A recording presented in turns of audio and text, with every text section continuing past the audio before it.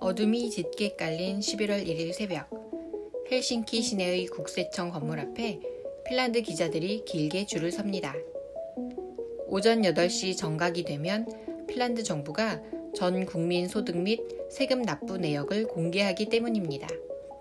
조금이라도 빨리 관련 내용을 보도하기 위해 기자들은 초조한 마음으로 기다립니다. 핀란드에서는 이날부터 일주일 동안 전 국민 소득 및 세금 납부 내역이 대화 소재가 됩니다. 2019년 11월 1일에는 핀란드 게임 회사인 슈퍼셀 창업자 겸 CEO인 일카 파나넨이 소득 1위의 주인공이 됐습니다. 2년 연속 핀란드에서 가장 돈을 많이 번 사람이 됐죠. 2018년 그의 소득은 약 1억 1천만 유로였습니다. 11월 1일 핀란드 경제부 장관은 자신의 트위터에 일카 파나넨과 함께 찍은 사진을 올렸습니다. 다음과 같은 트윗과 함께요. 한 해 동안 세금을 많이 내주셔서 감사합니다. 일카 파나넨은 언론과의 인터뷰에서 이렇게 말했습니다. 저는 핀란드 사회로부터 너무나 많은 것을 받았습니다.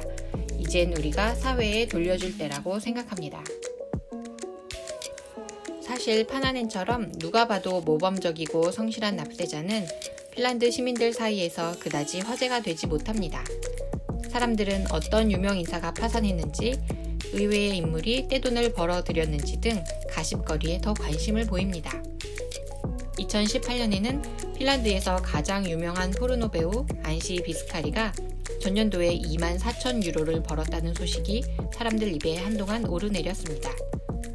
2015년에는 헬싱키 사노마트 기자들이 납세 내역을 파헤친 끝에 대기업 임원 몇 명이 세금을 덜 내기 위해 포르투갈로 주소를 옮겼다는 게 드러나 난리가 났습니다. 핀란드에서 11월 1일은 질투의 날로 불립니다. 전 국민 550만 명의 전년도 총소득과 세금 납부 내역이 전부 공개되는 날입니다. 놀랍게도 누구든지 국세청에 찾아가 열람을 신청하면 다른 사람의 납세 내역을 확인할 수 있습니다. 전체 소득 중 근로소득은 얼마, 자본소득은 얼마인지도 구분해 공개합니다. 핀란드 정부는 국민의 의무인 납세와 관련한 행정정보, 즉 총소득, 소득공제액, 세액공제액, 결정세액 등을 공적인 정보로 간주해서 모두 공개하는 것입니다. 다만 온라인에서는 볼 수 없고 국세청 건물 안에서만 자료를 볼 수 있습니다. 직장 동료나 이웃 사촌의 연봉이 얼마인지 궁금해 직접 국세청에 가보는 시민들도 적지 않다고 합니다. 핀란드는 무려 19세기 말부터 빈곤층에 대한 세금 면제가 공정하고 투명하게 이루어진다는 것을 보여주기 위해 개인들의 납세 내역을 공개하기 시작했습니다.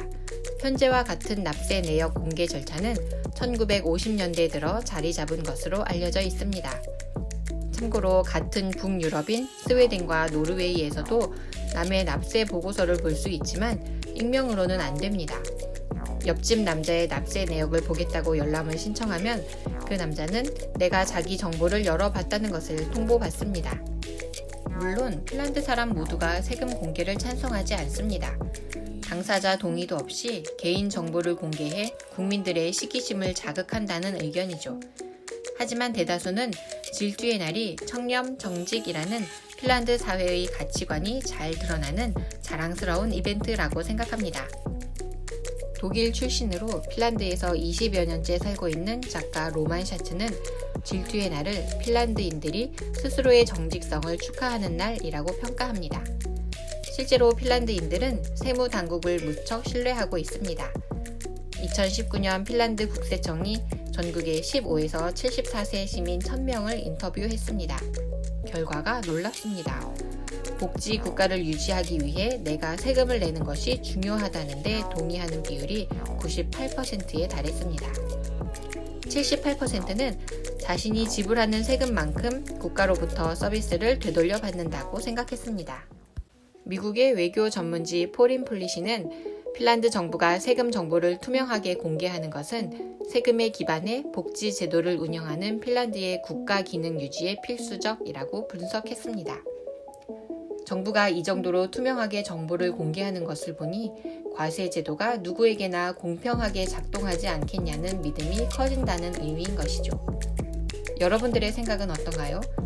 핀란드 정부가 인간이라면 누구나 가지고 있는 질투라는 감정을 잘 이용해 사회의 투명성을 확보한다고 생각하지 않나요? 혹시 우리나라에도 이런 제도가 도입된다면 여러분은 찬성인가요? 반대인가요?